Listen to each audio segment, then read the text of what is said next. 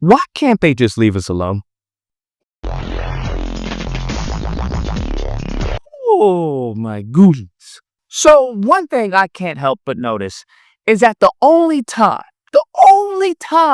America is against Second Amendment, America is against self-defense, is when there is a black person involved. That's the only time they are like anti-Second Amendment, anti-guns, anti-self-defense. And I'm not making it racial. I'm just making an observation. We can see as clear as present day. Kyle Rittenhouse, Second Amendment, self-defense. Let's go. Carmelo Anthony. Oh, well, he's a criminal. It's a monstrous murderer who did that. Just cold-blooded what happened. Second Amendment when it comes to Kyle Rittenhouse. When it comes to Philando Castile. Well, I don't know. He made a certain movement and, that's what the officer did and yada, yada. This is what we're seeing. When it came to, I forgot her name, the woman who was unfortunately taken away being a legal alien. Oh, we need, self-defense. This is horrible. This is wrong. Then we have Amber Geiger, who took Botham Jean. Then all of a sudden, it's no longer, we need justice. Then it becomes, well, forgiveness and mercy. Forgiveness and mercy. You got to forgive, okay? Even the judge, came down and hugged the convicted murderer. We got to forgive. And I just find it absolutely interesting. The whole concept of how we move into their neighborhoods because we want to be around them when the exact opposite is true. Don't you find that fascinating? Because we have a case such as this where you have a black man, 27 years old, who has his own house, okay? He's been living peacefully in a residential neighborhood, a good neighborhood, okay? And sure enough, these miscreants, this lineage of evil, these absolute diabolical demons come and mess with this individual at 3 a.m. Okay, neighbors say that they were banging on doors and trying to break in the neighborhood. Did they kick on your door? Do you know? No, not ours. But And down other here. neighbors, yes. If someone came, kicking on my door, like front door, back door, wherever door, we will have been protecting our house too. Guess what happens? Guess what happens? It's a joke. It's a joke, bruh. It's a joke. Those people, okay? And that's exactly what they claim when the police come. Sure enough, Tyler, 27, black man, who's the homeowner, he thinks that he's being burglarized, right?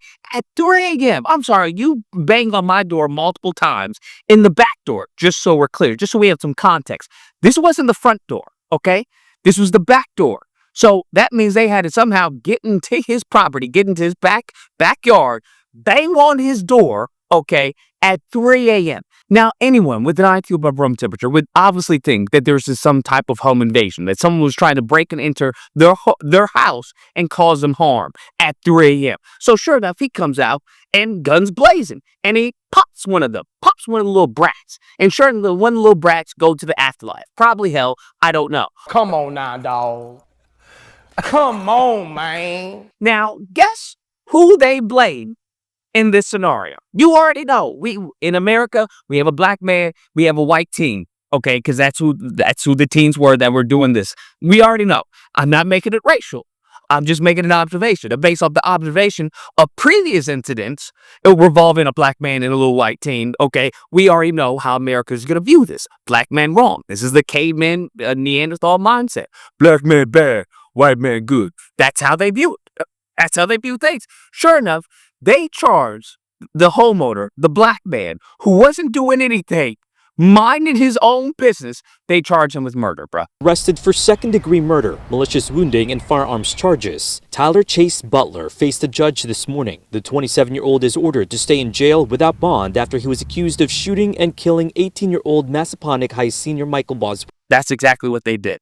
And now they talking about justice for Timmy, whatever his name is. That's what they are talking about. Oh, he was a good football player and he loved everyone. You know how they do it, right? You know how they do it. But his stepfather tells WSA 9 he was a kid who loved to play lacrosse. He was getting ready to graduate with aspirations of joining the U.S. Marine Corps. When it's a black kid, they try to malign him in the worst light possible, okay? He cheated on a math test in 3rd grade. They come up with stuff, bruh. They come up with stuff. Now, we don't know if the clothes he had on his back were his, okay? Allegedly, they're his, but they could have been stolen. You know how they do, bruh. We saw this all the way back in Katrina, where you had a black family take something from the store and they were thieves. They were looting. Where you had the white family take something from the store. Oh, they happened to have found some food and groceries to survive the next day. We're aware of this. We're aware of this discrepancy, this discrimination, this racism. We're aware of it. And you know, those who aren't, they're willfully ignorant. He's out of line, but he's right. So you have this kid who they want to say was, oh, we were playing a little TikTok prank. It was a DoorDash, right? Where they ding and ditch, whatever, where they ding the doorbell and leave. They say the 2 other teens who survived claimed they were playing the Ding Dong Ditch Challenge. It's a TikTok prank where kids try to kick a stranger's front door and run away. Now, I happen to see some of the videos on TikTok, and this isn't dinging a doorbell and leave.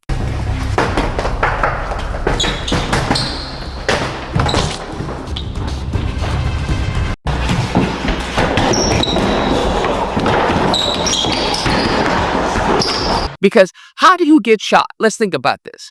Because what's supposed to happen is you ding the doorbell and you ditch, right? You run away, okay? I understand the concept. If that is what you are doing, there is no way in God's green earth you are going to get popped.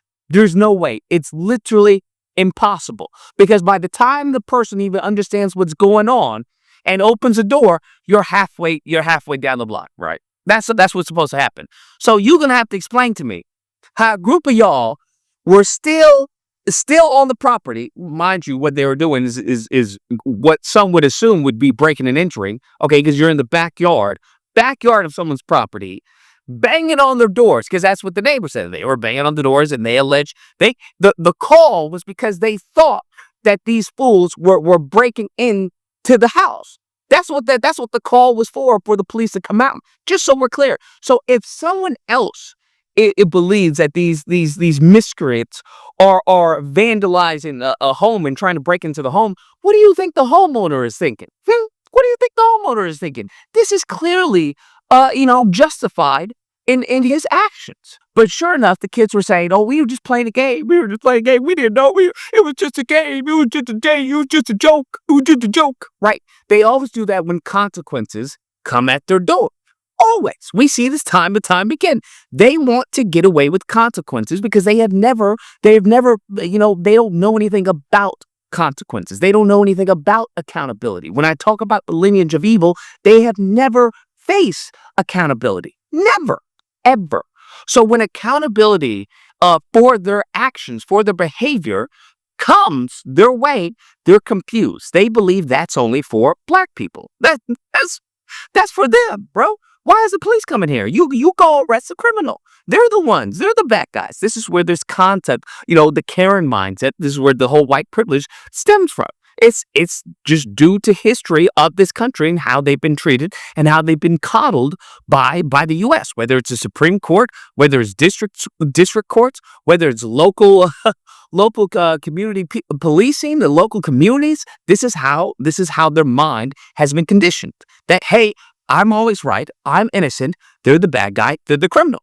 And this is how they have taught their children to right now. We have these kids who are clearly in the wrong, but then they're saying, hey, it was just a joke. I didn't do anything. And sure enough, how does the system respond? Responds by giving this man no bond. No bond. Okay? No bond. For him being a homeowner who he thought his house was being invaded, but he's the bad guy. And he has a public defender. And we all know how a public defender works. I'm surprised there should be a gives and go for this young man.